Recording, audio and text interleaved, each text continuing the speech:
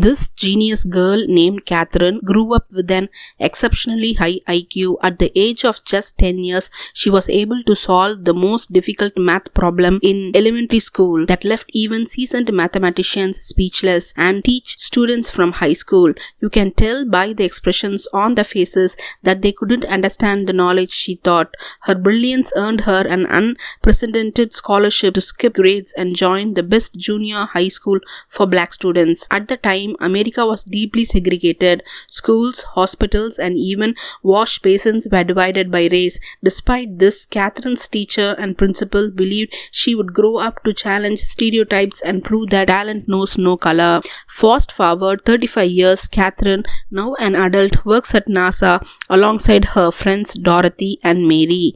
One day, their car breaks down on the way to work. A passing police officer initially treats them with suspicion, as black people are even forbidden to stop on the road carelessly and would be arrested. But when they explained about their work and how they are critical to America's space race against Russia, police officer helps them to reach fast. The president at the NASA got irritated after hearing the news about Russia's imminent launch of a rocket and demanded Harrison, the head of NASA, to quickly make a rocket to compete with Russia.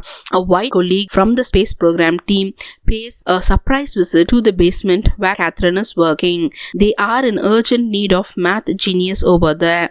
So Catherine is recommended to them by her leader Michelle. When Michelle leaves, Dorothy rushes after her. She asks for a promotion to become room supervisor because she had worked as a room supervisor for many years and less paid. Michelle threatened Dorothy to fire her if she continued to demand a promotion, and this made Dorothy very disappointed.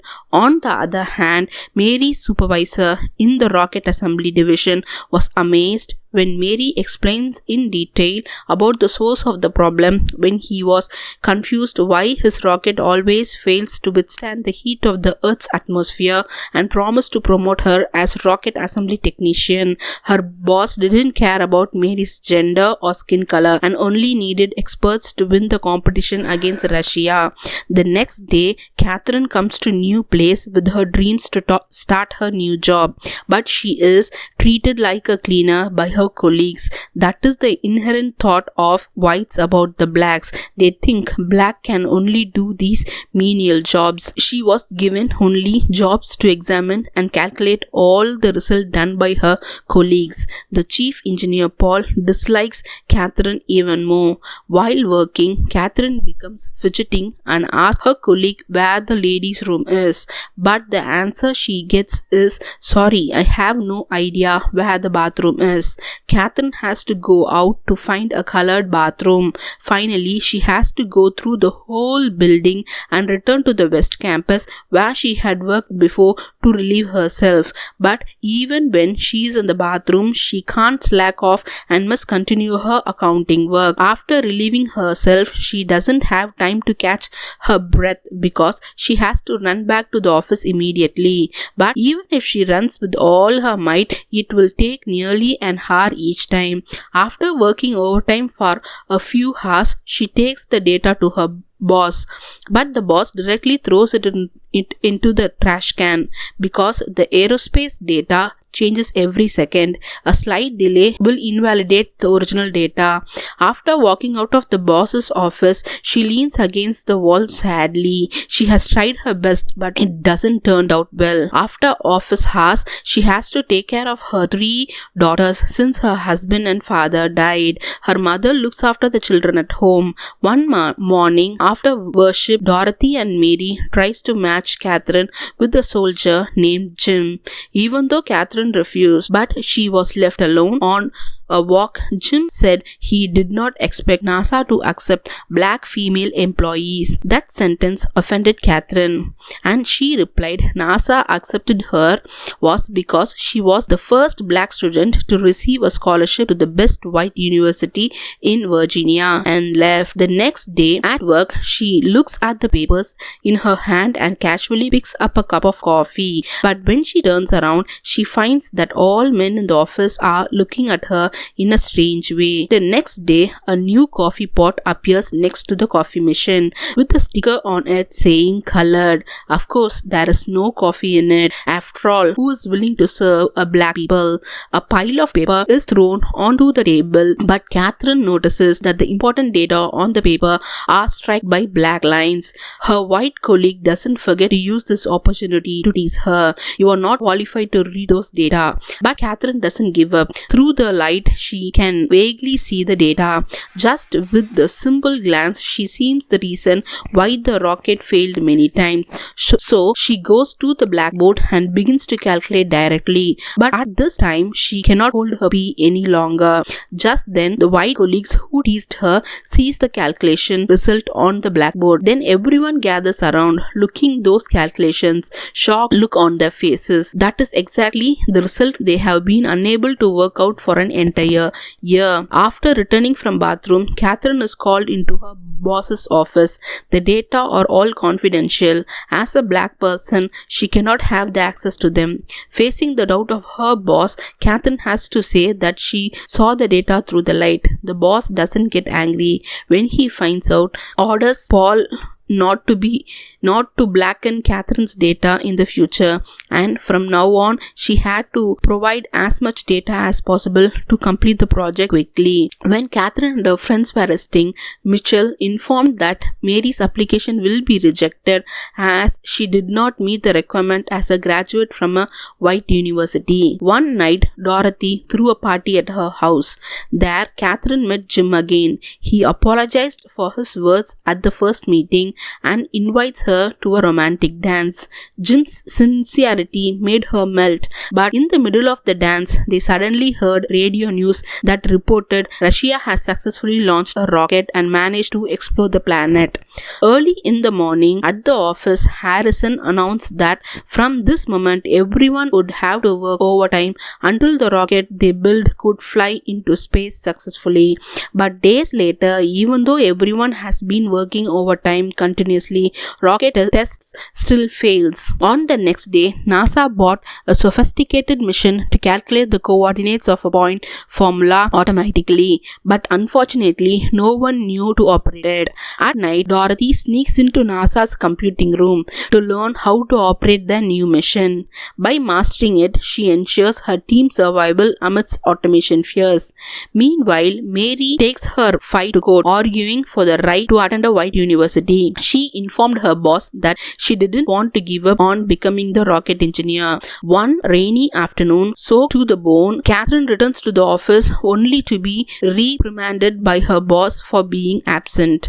Harrison wondered why Catherine often left during work hours even though it is not time to rest. Looked at Catherine's drenched condition. He is very angry. He wondered why she had to leave work every day for even 40 minutes. With teary eyes, frustrated and emotionally drained, Catherine finally snaps. She unleashes years of pent-up frustration, questioning the injustices she faces daily. Why must she trek so far for a bathroom? Why is she paid less than her white peas? And why is she excluded from even basic office amenities like coffee? Her boss, taken aback, takes action. He removes the colored sign from the coffee pot and later demolishes the sign for the segregated bathroom stating no more colored restrooms, no more white restrooms, just old plain toilets. Finally, in May 1961, the United States successfully carries out the flight test to land man in space.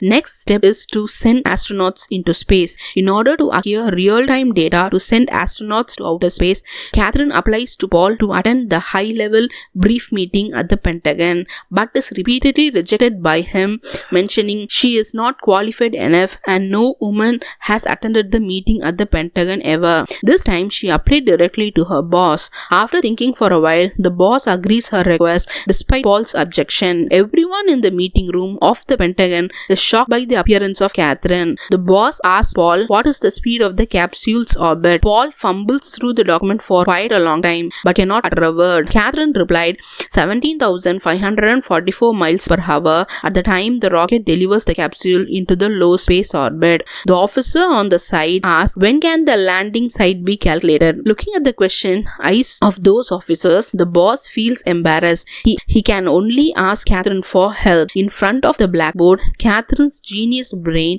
works fast and soon she lists some advanced formula. Within a few minutes, the landing coordinates are accurately calculated, which makes the astronaut John totally believe in Catherine. The chief engineer Paul, sitting there, feels humiliated. Her confidence wins over even the skeptical astronaut John Glenn, who insists that only Catherine double-check the computer's calculation before he agrees to launch.